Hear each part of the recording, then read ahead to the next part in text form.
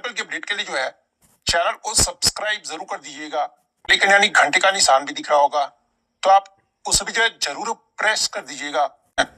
तो ये सब पहला क्वेश्चन यहाँ पे आता है कि वर्ष 2026 में गुरुदेव रविन्द्रनाथ टैगोर की जो है ना कौन सी जयंती जो आपका मनाया गया है, जहाँ पे इस प्रकार के 4 विकल्प जो आपके दिए गए थे। तो ये मैं आपको बता दूं कि वर्ष 2026 में गुरुदेव रविन्द्रनाथ टैगोर की जो है ना 165वीं जयंती जो आपका मनाया गया है, क्योंकि रविन्द्रनाथ टैगोर का जो जन्म है ना ये 7 मई 1861 को जो आपका हुआ था, यानी 2026 में इनकी 165वीं जयंती जो आपका मनाया गया है।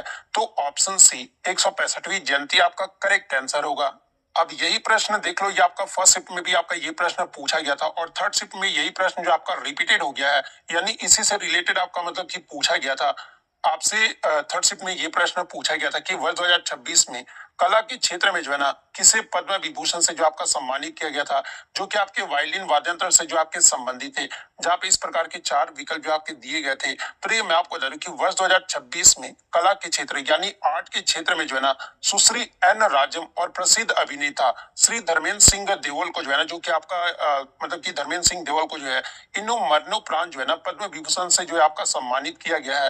लेकिन ऑप्शन में आपका मतलब कि सॉरी क्वेश्चन में आपका मेंशन किया गया था ना कि वायलिन वादक से भी जो आपके संबंधित है, तो वायलिन वादक से आपके कौन संबंधित है, या आपके सुश्री एन राजमी जो आपके संबंधित है। तो ऑप्शन सी विकल्प आपका करेक्ट आंसर होगा। अब देखिए पद्म विभूषण से आपके लिए आज के दिन में ही आपके 2 प्रश्न पूछ दिए गए, तो आगे के शिफ्ट में भी आपसे यहाँ से प्रश्न बनेगा। जैसे कि 2026 के गणतंत्र दिवस के अवसर पर जो है ना भारत सरकार ने कुल 131 पद्म पुरस्कारों की घोषणा जो आपके किए थे। इनमें आपके 5 पद्म विभूषण, 13 पद्म भूषण और 113 व्यक्तियों को जो है पद्मश्री जो ये आपका दिया गया है, जिसमें अगर 5 पद्म विभूषण की अगर बात किया जाए, जहां से एग्जाम में प्रश्न आगे की शिफ्टों में पूछे जाएंगे, जैसे कि आपका श्री धर्मेंद्र सिंह देओल, इन्हें आपका मरणोपरांत जो है ना कला के क्षेत्र में जो इन्हें आपका पद्म विभूषण से जो आपका सम्मानित किया गया है। इसके अलावा श्री के टी थॉमस, जिन्हें आपका पब्लिक अफेयर्स यानी सार्वजनिक मामले के क्षेत्र में जो है इन्हें आपका दिया गया, और ये जो आपके केरल राज्य से जो आपके संबंधित है। सुश्री एन राजम की बात करें तो इन्हें आपका कला के क्षेत्र में आपका दिया गया, जो कि आपके वायलिन वाद्यंत्र से आपके संबंधित है और उत्तर प्रदेश राज्य से जो आपके संबंधित है। श्री पी नारायणन को जो है इन्हें आपका साहित्य और शिक्षा के क्षेत्र में दिया गया, जो कि आपके केरल राज्य से जो आपके संबंधित है।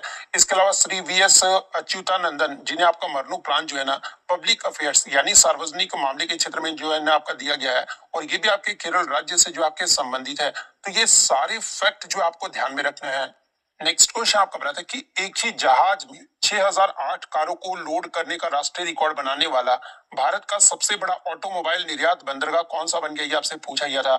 जहाँ पे इस प्रकार के 4 विकल्प जो आपके दिए गए थे। तो ये मैं आपको बता दूं कि भारत का ये जो आपका मुंद्रा पोर्ट है ना, ये देश का सबसे बड़ा ऑटोमोबाइल एक्सपोर्ट हब बनकर जो ये आपका उभरा है, जिसने एक ही समुद्री जहाज में रिकॉर्ड 6008 कारें लोड करके जो है ना भेजने का राष्ट्रीय रिकॉर्ड भी जो आपका बनाया है। तो ऑप्शन में आपका मुंद्रा पोर्ट आपका दिया गया था, तो ऑप्शन सी विकल्प आपका करेक्ट आंसर होगा।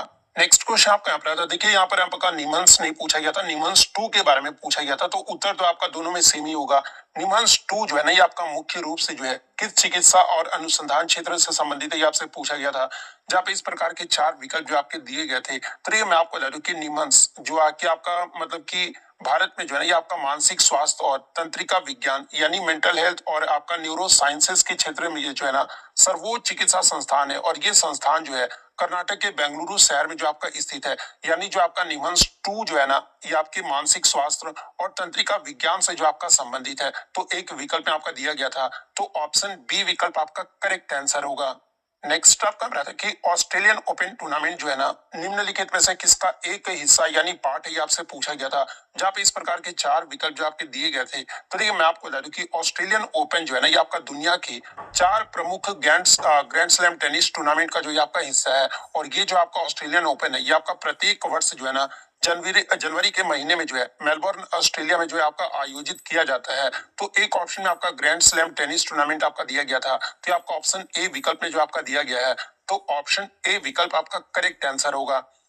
इसके अलावा अगर बात किया जाए कि मतलब ऑस्ट्रेलियन ओपन 2026 में पुरुष एकल यानी मेन सिंगल का जो खिताब है ना, ये किसने जीता है? तो देखिए, पुरुष एकल का जो विजेता है ना, ये आपके स्पेन के कार्लोस अल्कराज के द्वारा जो आपका जीता गया है। और उप विजेता के बारे में अगर आपसे पूछा जाए तो ये आपके सर्बिया के नोवाक जोकोविच जो आपके रहे थे। वहीं अगर वुमेन सिंगल्स यानी महिला एकल में अगर आपसे पूछा जाए तो ये ऑस्ट्रेलियन ओपन 2026 में आपके महिला एकल की जो विजेता है ना, ये आपके कजाकिस्तान की एलेना रिबाकिना जो ये आपका रही है। और उप विजेता के बारे में अगर आपसे पूछा जाए तो आपके बेलारूस की अरियाना सबालेंका जो आपका रही है। तो ये सारे फैक्ट जो आपको ध्यान में रखना है। नेक्स्ट आपका बताते हैं कि मिलानो कॉर्टिनिया 2026 शीतकालीन ओलंपिक में किस देश ने जो है ना कुल 41 पदक जीतकर जो है पदक तालिका में शीर्ष यानी पहला स्थान हासिल किया, ये आपसे पूछा गया था।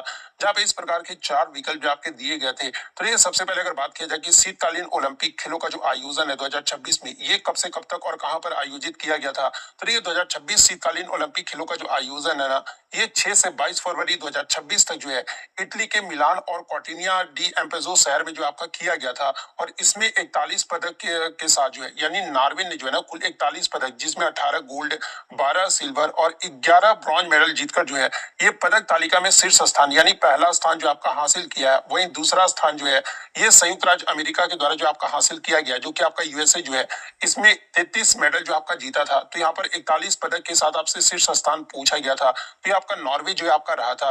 तो ऑप्शन सी नॉर्वे आपका करेक्ट आंसर होगा।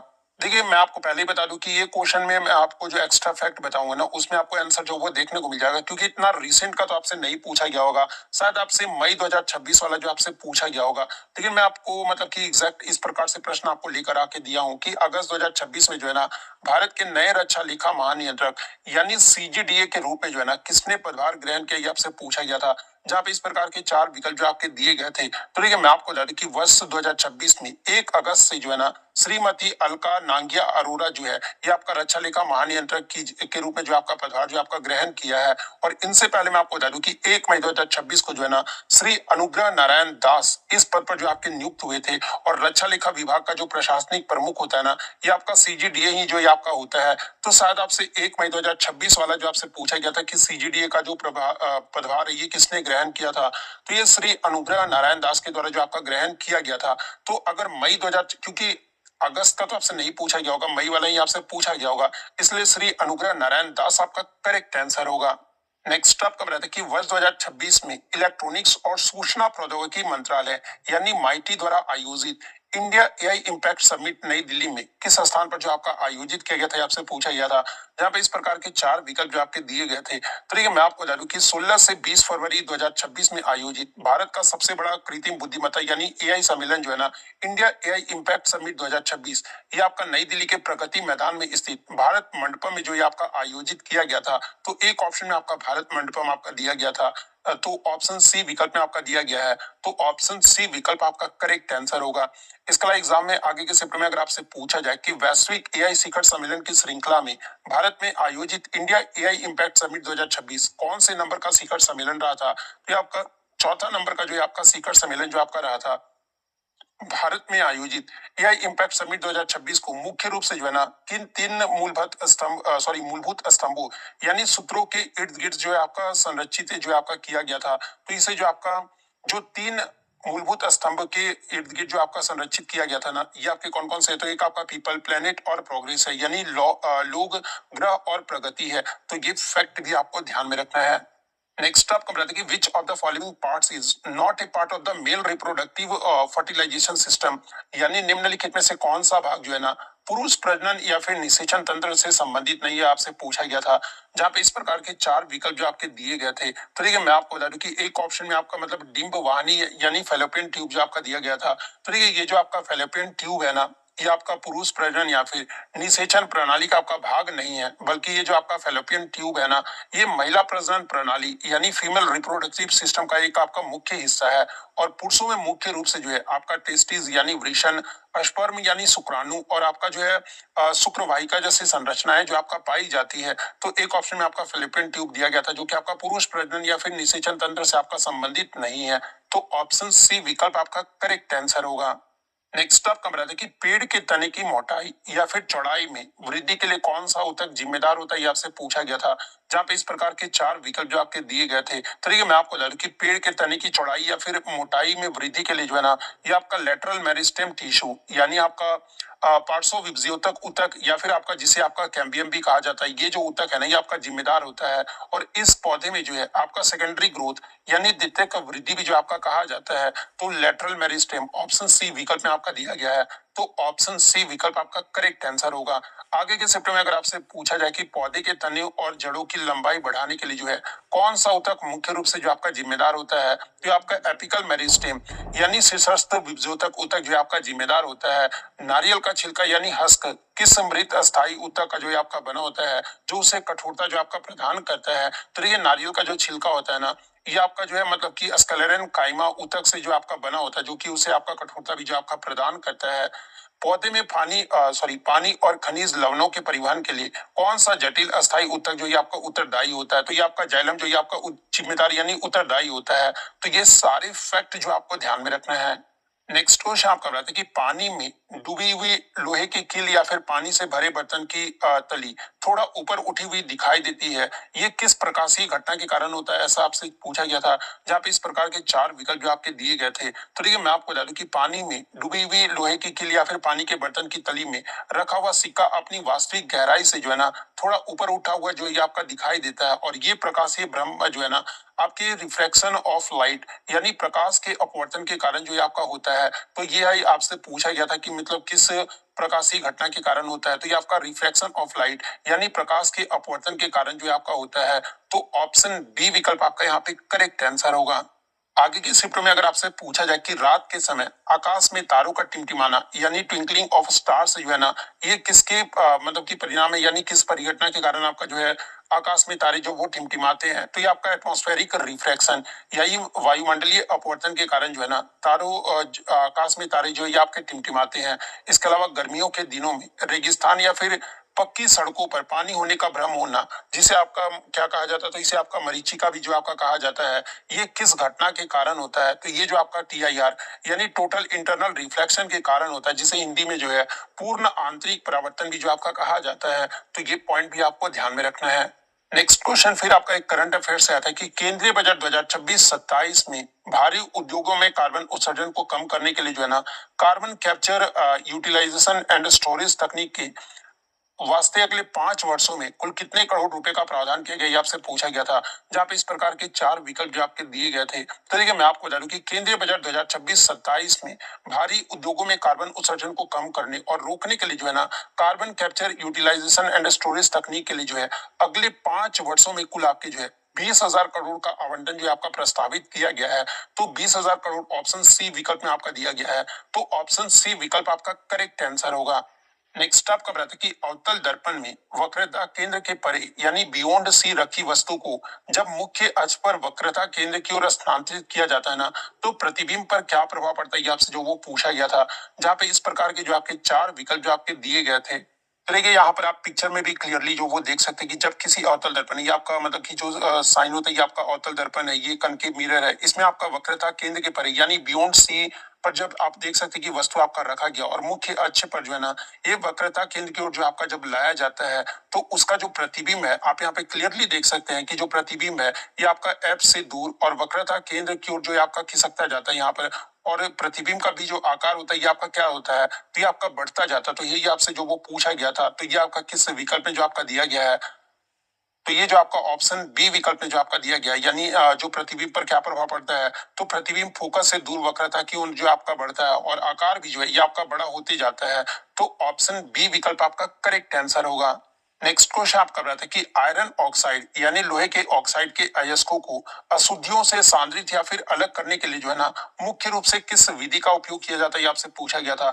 जहाँ पे इस प्रकार के चार विकल्प जो आपके दिए गए थे। तो देखिए मैं आपको बता दूं कि लोहे के ऑक्साइड जैसे कि आपका मैग्नेटाइट Fe3O4 और हेमेटाइट Fe2O3 के अयस्कों को जो है ना आपका मतलब कि गैंग यानी अशुद्धियों से अलग करने के लिए मुख्य रूप से जो है ना ये आपका मैग्नेटिक सेपरेशन मेथड यानी चुंबकीय पृथक्करण विधि का उपयोग जो आपका किया जाता है।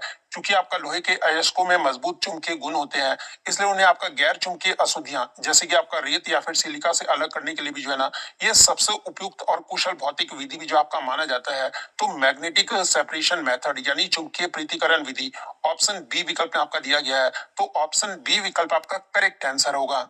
नेक्स्ट क्वेश्चन आपका बता था कि जंतुओं को भोजन के ऑक्सीकरण यानी श्वसन के बाद जो है ना, ऊर्जा मुख्य रूप से किस रूप में प्राप्त होता है, जिसे कोशिका का ऊर्जा मुद्रा भी कहा जाता है। जहां पे इस प्रकार के चार विकल्प जो आपके दिए गए थे, तो ये मैं आपको बता दूं कि जंतुओं या फिर मनुष्यों सहित को भोजन के पाचन और आपका रेस्पिरेशन यानी श्वसन के बाद जो है ना, ऊर्जा मुख्य रूप से जो है ये आपका एटीपी, जिसका फुल फॉर्म आपका क्या होता है, तो ये आपका एडिनोसाइन ट्राइफॉस्फेट होता है, इसके रूप में जो आपका मिलता है। और एटीपी को जो है ना, ये आपका जैविक प्रणालियों में भी जो है कोशिकाओं का ऊर्जा मुद्रा यानी मतलब कि एनर्जी करेंसी भी जो आपका कहा जाता है। तो एटीपी किस विकल्प में, तो ऑप्शन बी विकल्प में आपका दिया गया है। तो ऑप्शन बी विकल्प आपका करेक्ट आंसर होगा।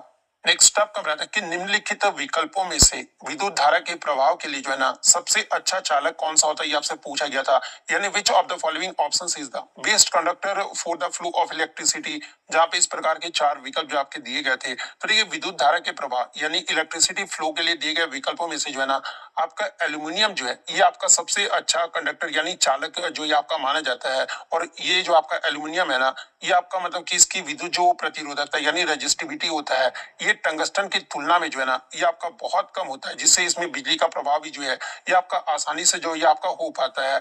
यानी इन विकल्पों में विद्युत धारा के प्रभाव के लिए सबसे अच्छा जो चालक होगा ना, कंडक्टर होगा, ये आपका एल्यूमिनियम होगा। तो ऑप्शन बी एल्यूमिनियम आपका करेक्ट आंसर होगा।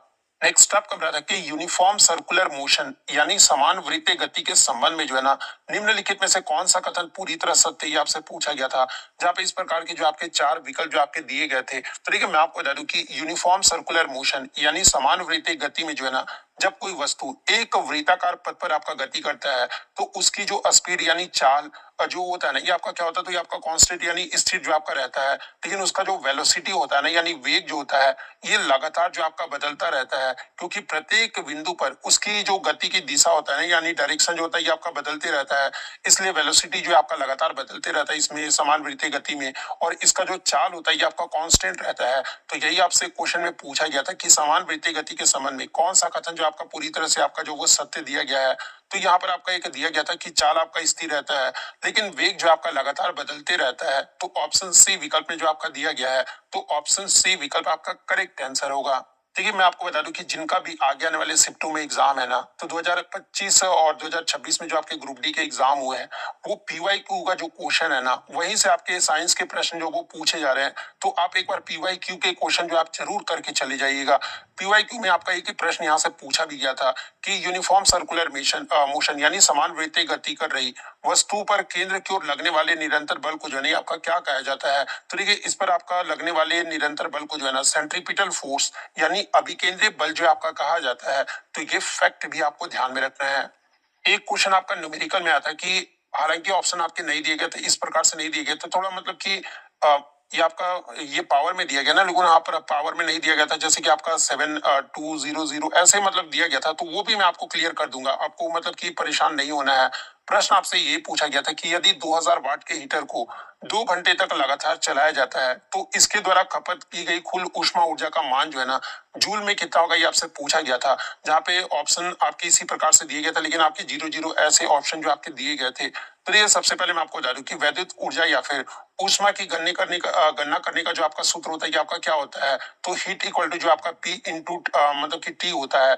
जहाँ पे पी आपका क्या होता है, तो ये आपका पावर, और टी जो होता है ये आपका टाइम होता है। तो क्वेश्चन में आपका क्या क्या गिवन दिया गया, तो यहाँ पर आपका पावर यानी शक्ति गिवन दिया गया 2000 वाट। उसके बाद टाइम आपका जो वो 2 आवर जो आपका दिया गया था। तो सबसे पहले हम लोग क्या करेंगे कि सेकंड में जो इसको बदल लेंगे, तो आपका 60 मतलब कि 2 × 60 × 60 करेंगे, तो आपका 7200 सेकंड जो आपका निकल कर आ जाएगा। अब हम लोग सिंपल सा सूत्र पे वैल्यू जो वो पुट कर देंगे, तो H equal to P into T होता है। तो आपका पी कितना है, तो ये आपका 2000 और टी आपका 7200 है। तो इसको जब आप सॉल्व करोगे, तो ये आपका कितना निकल कर जो आपका आ जाएगा, यानी 1,44,00,000 जो इस प्रकार से जूल में निकल कर जो आपका आ जाएगा। लेकिन इसे अगर आपका वैज्ञानिक संकेतन में लिखा जाना, तो 1.44 इंटू 10⁻7 जूल जो आपका लिखा जाएगा। तो या तो ऑप्शन में ये दिया गया होगा, या फिर ऑप्शन में आपका 1.44 इंटू 10⁻7 जूल जो आपका दिया गया होगा। तो इन दोनों में से आपका जो भी ऑप्शन में दिया गया होगा, वो आपका यहाँ पे करेक्ट आंसर होगा। नेक्स्ट क्वेश्चन आपका बता था कि पृथ्वी की सतह से h ऊंचाई पर रखी m किलोग्राम द्रव्यमान की किसी वस्तु की स्थितिज ऊर्जा यानी पोटेंशियल एनर्जी क्या होगा, ये आपसे पूछा गया था। जहाँ पे इस प्रकार के चार विकल्प जो आपके दिए गए थे। तो देखिए मैं आपको बता दूं कि पृथ्वी की सतह से h ऊंचाई पर स्थित m किलोग्राम द्रव्यमान यानी मास की किसी वस्तु की गुरुत्वीय स्थितिज ऊर्जा यानी ग्रेविटेशनल पोटेंशियल एनर्जी का जो मान होगा ना, ये आपका mgh होगा। जहाँ पे g होगा क्या होगा, तो ये आपका एक्सेलरेशन ड्यू टू ग्रेविटी है यानी गुरुत्वीय त्वरण है। तो mgh ऑप्शन बी विकल्प में आपका दिया गया है, तो ऑप्शन बी विकल्प आपका करेक्ट आंसर होगा। नेक्स्ट आपका बताते कि प्रकाश संश्लेषण की प्रक्रिया में जल के अणु के प्रकाशीय अपघटन यानी फोटोलाइसिस के फल स्वरूप जो है ना, कौन सी गैस बाई प्रोडक्ट यानी उप उत्पाद के रूप में आपके निकलती है, आपसे पूछा गया था। जहां पे इस प्रकार के चार विकल्प जो आपके दिए गए थे। चलिए मैं आपको बता दूं कि फोटोसिंथेसिस यानी प्रकाश संश्लेषण की प्रकाश जो है ना, ये आपका मतलब कि प्रकाश निर्भर अभिक्रिया यानी लाइट डिपेंडेंट रिएक्शन के दौरान जो है पानी के अणु के टूटने यानी जल अपघटन या फिर फोटोलाइसिस में मुख्य रूप से जो है ना, ये आपका ऑक्सीजन, प्रोटॉन और इलेक्ट्रॉन जो ये आपके बनते हैं और वायुमंडल में छोड़ी जाने वाली पूरी ऑक्सीजन गैस जो है इसी पानी के अणु से ही जो आपके प्राप्त होते हैं। तो यही आपसे पूछा गया था कि प्रकाश संश्लेषण की प्रक्रिया में जल के अणु के प्रकाशीय अपघटन के फल स्वरूप जो है ना, कौन सी गैस आपके उप उत्पाद यानी बाय प्रोडक्ट के रूप में जो आपके निकलती है, तो ये आपका ऑक्सीजन गैस जो आपका निकलता है। तो ऑप्शन बी ऑक्सीजन आपका करेक्ट आंसर होगा। एक क्वेश्चन आपका कार्बन डाइऑक्साइड और जल का जो है आपका सही मॉलिक्यूलर मास यानी आणविक द्रव्यमान जो आपसे पूछा गया था। जहाँ पे इस प्रकार के चार विकल्प जो आपके दिए गए थे। तो देखिए मॉलिक्यूलर मास यानी आणविक द्रव्यमान कैसे आपका निकाला जाता है। तो देखिए किसी भी अणु का जो आपका मॉलिक्यूलर मास यानी आणविक द्रव्यमान जो है ना, उसमें मौजूद सभी घटक परमाणुओं के जो है एटॉमिक मास यानी परमाणु द्रव्यमान के योग का जो योग जो आपका होता है। तो सबसे पहले अगर CO2 के अगर मतलब कि आणविक द्रव्यमान अगर निकाल दे, तो CO2 का जो आपका द्रव्यमान यानी सबसे पहले आपका C यानी कार्बन का परमाणु द्रव्यमान कितना होता है, तो ये आपका 12 होता है। और ऑक्सीजन का जो परमाणु द्रव्यमान है ये कितना है, तो ये आपका 16 होता है। तो सिंपली इसे क्या कर लेंगे, तो इसको हम लोग मतलब कि जोड़ देंगे। तो CO2 आपका यहाँ पर है ना, तो यहाँ पर आपका C का कितना, तो ये आपका 12 है। और प्लस आपका ऑक्सीजन का 2 है ना, तो 2 इंटू 16 जो वो कर लेंगे, तो 16 दूनी 32 और 32 और 12 कितना होता है, तो ये आपका 44 यू जो आपका निकल कर आता है। यानी कार्बन डाइऑक्साइड का जो द्रव्यमान निकल कर आएगा ये आपका 44 यू जो आपका निकल कर आएगा। तो कार्बन डाइऑक्साइड का तो निकाल लिया, इसी प्रकार से H2 का द्रव्यमान भी हम लोग निकाल लेंगे। तो हाइड्रोजन का परमाणु द्रव्यमान 1 होता है और ऑक्सीजन का परमाणु द्रव्यमान आपका 16 होता है। तो H2O यानी 2 इंटू 1 प्लस आपका 16 यानी 16 और प्लस 2 कितना, तो 18 होगा। यानी H2 का जो द्रव्यमान है ये आपका 18 निकल कर आएगा। यानी आपका कार्बन डाइऑक्साइड और जल का जो सही आणविक द्रव्यमान होगा ना, ये आपका 44 यू और 18 यू आएगा। तो ऑप्शन बी विकल्प आपका करेक्ट आंसर होगा। नेक्स्ट आपका बताते कि पर्यावरण में अजैव निम्नीकरणीय यानी नॉन बायोडिग्रेडेबल अपशिष्टों का मुख्य प्रभाव या कार्य क्या होता है, ये आपसे पूछा गया था। जहाँ पे इस प्रकार के जो आपके चार विकल्प जो आपके दिए गए थे, तो ये मैं आपको बता दूं कि नॉन बायोडिग्रेडेबल यानी अजैव निम्नीकरणीय अपशिष्ट वे पदार्थ होते हैं ना, जो कि आपके सूक्ष्म जीव जैसे कि आपका बैक्टीरिया या फिर कवक द्वारा प्राकृतिक रूप से आपका विघटित या फिर नष्ट जो आपके नहीं हो पाते हैं। और ये जो आपका पर्यावरण में लंबे समय तक जो आपके बने रहते हैं और खाद्य श्रृंखला यानी फूड चेन में संचित होकर भी जो है ना, पर्यावरण को जो आपके प्रदूषित करते रहते हैं। तो एक ऑप्शन में आपका दिया गया था इसी प्रकार से कि ये पर्यावरण में संचित होकर लंबे समय तक जो आपके प्रदूषण फैलाते हैं। तो ऑप्शन बी विकल्प जिन्होंने भी लगाया होगा उनका यहाँ पे करेक्ट आंसर होगा। नेक्स्ट आप कम रहता कि सोडा अम्ल अग्निशामक में बेकिंग सोडा का उपयोग करने का मुख्य कारण क्या है, ये आपसे पूछा गया था। जहाँ पे इस प्रकार के चार विकल्प जो आपके दिए गए थे। तो देखिए मैं आपको बता दूं कि फायर एक्सटिंग्विशर यानी अग्निशामक में बेकिंग सोडा का जो प्रयोग है ना, ये आपका इसलिए किया जाता है क्योंकि ये आपका अम्ल के साथ मिलकर जो है बहुत तीव्र गति से कार्बन डाइऑक्साइड गैस जो है आपका बनाता है। और ये गैस आगे के चारों ओर जो है ना ऑक्सीजन की आपूर्ति को काटकर भी जो है उसे जो आपका बुझा देता है। तो ये आपका किस विकल्प में जो आपका दिया गया है, तो ये आपका ऑप्शन बी विकल्प में जो आपका दिया गया है। तो ऑप्शन बी विकल्प आपका करेक्ट आंसर होगा।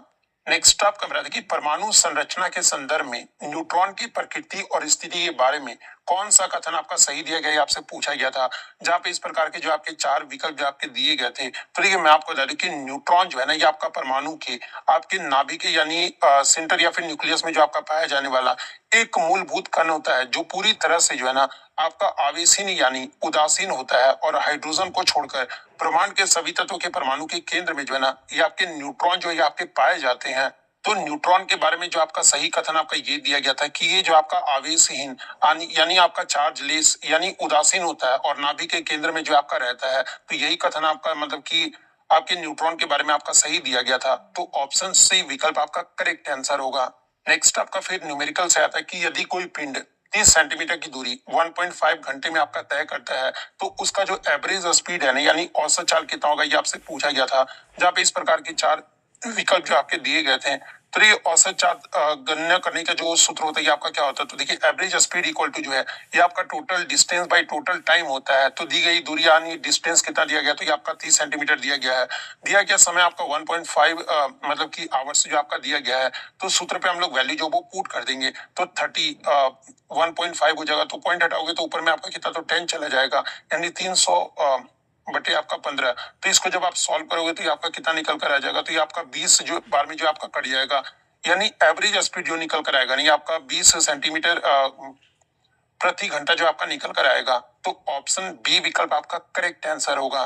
नेक्स्ट आपका बताते हैं कि घने जंगलों या मैदानी इलाकों में रहने वाले पक्षियों की तुलना में जो है ना, पर्वतीय क्षेत्रों के पक्षियों के पंख और मांसपेशियां जो है ये अधिक मजबूत क्यों होता है, ये आपसे पूछा गया था।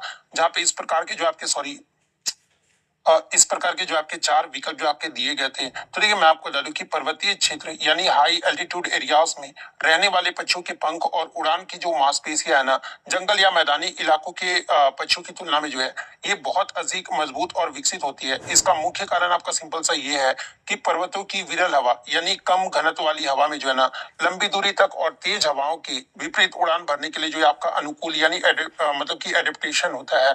तो यही एक विकल्प में आपका दिया गया था कि विरल हवा और तेज हवाओं के बीच लंबी दूरी तक उड़ान भरने के लिए जो है ये आपका होता है।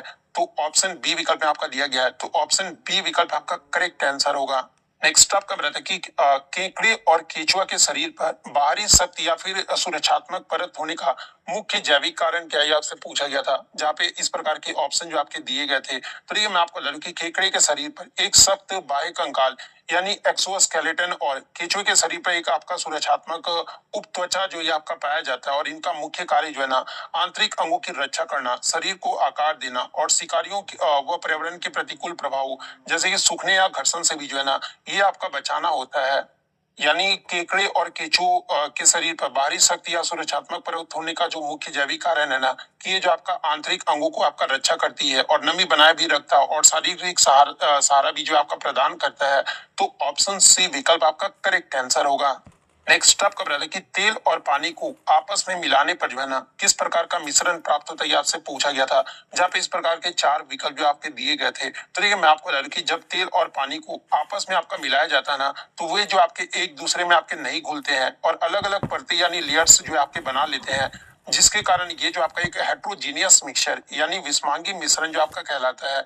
और तेल क्या होता है ना कि पानी के ऊपर तैरता है, क्योंकि तेल का जो आपका डेंसिटी यानी घनत्व जो होता है, ये आपका पानी से जो आपका कम होता है।